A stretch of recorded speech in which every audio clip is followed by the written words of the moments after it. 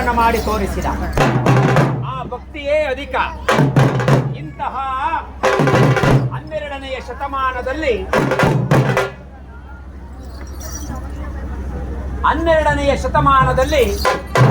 ಅನೇಕ ಶಿವಶರಣರು ಉದ್ಭವಿಸಿದರು.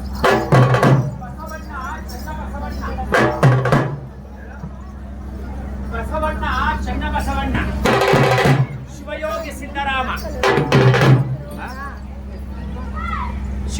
ಸಿದ್ದರಾಮ, ಬಸವಣ್ಣ, ಚನ್ನಬಸವಣ್ಣ, ಶಿವಯೋಗಿ ಸಿದ್ದರಾಮ, ಮಡಿವಾಳ ಮಾಚಿದೇವ, ಮಾದಿಗರ ಹರಳಯ್ಯ, ಕುಂಬಾರ ಗುಂಡಯ್ಯ, ದೋಹರ ಕಕ್ಕಯ್ಯ, ಛಲವಾದಿ ಚೆನ್ನಯ್ಯ, ಹಡಪದ ಅಪ್ಪಣ್ಣ,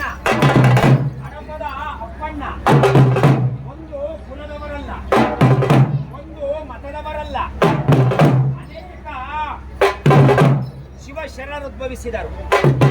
ಅಂತಹ 12ನೇ ಶತಮಾನದಲ್ಲಿ ನಾಡಿನಾದ್ಯಂತವಾಗಿ ಜಗತ್ತನ್ನ ಬಲರೇ ರುದ್ರ ಧರ್ಮವನ್ನು ರಕ್ಷಿಸಲು ಅನೇಕ ಶಿವಶರಣರು ಉದ್ಭವಿಸಿದರು.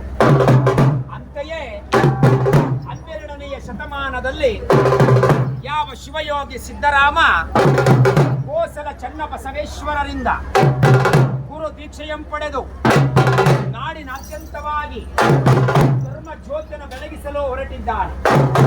77 ಗದ್ದಿಗಳಿಗೆ ಒಡೆಯ, 77 ಗದ್ದಿಗಳಿಗೆ ಒಡೆಯನಾಗಿ ಯಾವ ಗೋಸಲ ಚನ್ನಬಸವೇಶ್ವರರಿಂದ ಗುರು ದೀಕ್ಷೆಯಂ ಪಡೆದು 77 ಗದ್ದಿಗಳಿಗೆ ಒಡೆಯನಾಗಿ ಬಲರೇ ರುದ್ರ, ಯಾವ ಬಲರೇ ಅಪ್ಪರೇ ರುದ್ರ, ಯಾವ ಬಲರೇ ರುದ್ರ ಹಲವಾರು ಗದ್ದಿಗಳ ನಿರ್ಮಾಣವನ್ನು ಮಾಡಿ ಬಲರೇ ರುದ್ರ ನಮ್ಮ ತುಮಕೂರು ಜಿಲ್ಲೆಗೆ ಒಳಪಟ್ಟಿರುವ ಬೆಳಗುಂಬ ಕ್ಷೇತ್ರಕ್ಕೆಂದು ಬಂದು ಬಿಟ್ಟಿದ್ದಾರೆ. ಬೆಳಗುಂಬ ಕ್ಷೇತ್ರಕ್ಕೆ ಬಂದ ತಕ್ಷಣ ಇನ್ನೇನು ಶಿವಪೂಜೆಗೆಂದು ಕುಳಿತಿರುವ ಸಮಯದಲ್ಲಿ ಅವರಿಷ್ಟಲಿಂಗ ಜಾರಿ ಸಿದ್ಧಗಂಗಾ ಕ್ಷೇತ್ರಕ್ಕೆ ಬಂದು ಬಿದ್ದಿದೆ. ತನ್ನ ಇಷ್ಟಲಿಂಗವನ್ನು ಹುಡುಕಿಕೊಂಡು ಬಂದಂತಹ ಯಾವ ಶಿವಯೋಗಿ ಸಿದ್ದರಾಮಣ್ಣ ಆ ಸಿದ್ಧಗಂಗಾ ಕ್ಷೇತ್ರದಲ್ಲಿ ನಿಂತು ಈ ಸಿದ್ಧಗಂಗಾ ಕ್ಷೇತ್ರವು ಮುಂದೆ 15ನೇ ಶತಮಾನಕ್ಕೆ ಸಿದ್ಧಲಿಂಗೇಶ್ವರನೆಂಬ ಶಿವಯೋಗಿಯು ಬರುತ್ತಾರೆ. ಸಿದ್ಧಲಿಂಗೇಶ್ವರ ಶಿವಯೋಗಿಯ ಪಾದ ಸ್ಪರ್ಶದಿಂದ ಈ ಸಿದ್ಧಗಂಗೆಯೆಂದೆನಿಸಿ ಸಿದ್ಧರ ಬೀಡಾಗಿ ಈ ಸಿದ್ಧಗಂಗಾ ಕ್ಷೇತ್ರವು ವಿದ್ಯಾರ್ಜುನೆಯ ದೇಗುಲವಾಗುವುದು, ಪ್ರಸಾದದ ನಿಲಯವಾಗುವುದು.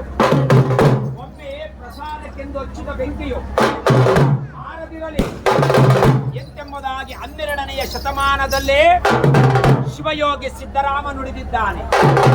ಅಂತೆಯೇ ಯಾವ 15ನೇ ಶತಮಾನಕ್ಕೆ ಯಾವ ತನ್ನ ಶಿಷ್ಯರೊಂದಿಗೆ ಸಿದ್ಧಗಂಗಾ ಕ್ಷೇತ್ರಕ್ಕೆ ಸಿದ್ಧಲಿಂಗೇಶ್ವರರು ದಯಮಾಡಿ ಸಿದ್ಧಗಂಗಾ ಕ್ಷೇತ್ರವನ್ನು ಪುಣ್ಯ ಕ್ಷೇತ್ರವನ್ನಾಗಿ ಮಾಡಿ ಬಲರೇ ರುದ್ರ ಅಟವೀಶ್ವರರೊಂದಿಗೆ ಅನೇಕ ಗುರುವರಿಯರೊಂದಿಗೆ ಆ ಸಿದ್ಧಗಂಗಾ ಕ್ಷೇತ್ರವು ನಾಡಿನಾದ್ಯಂತವಾಗಿ ಕಂಗೊಳಿಸುತ್ತಿದೆ. ಇಂದು ಈ ಪವಿತ್ರವಾದ ಶುಭ ದಿವಸದಂದು ನಮ್ಮೆಲ್ಲರನ್ನು ಬಿಟ್ಟು ಅಗಲಿರುವ ನಮ್ಮ ಕರ್ನಾಟಕಕ್ಕೆ ರತ್ನದಂತಿದ್ದ ಬಲರೇ ರುದ್ರ ಶ್ರೀರಾಮಪ್ರೇಮ ಸಂಸ್ಥಾನದಲ್ಲಿ ಉದ್ಭವಿಸಿ ನಮ್ಮ ತುಮಕೂರು ಜಿಲ್ಲೆಗೆ ವನ್ನ ಕಳಸದಂತಿದ್ದ ತ್ರಿವಿಧ ದಾಸೋಹಿ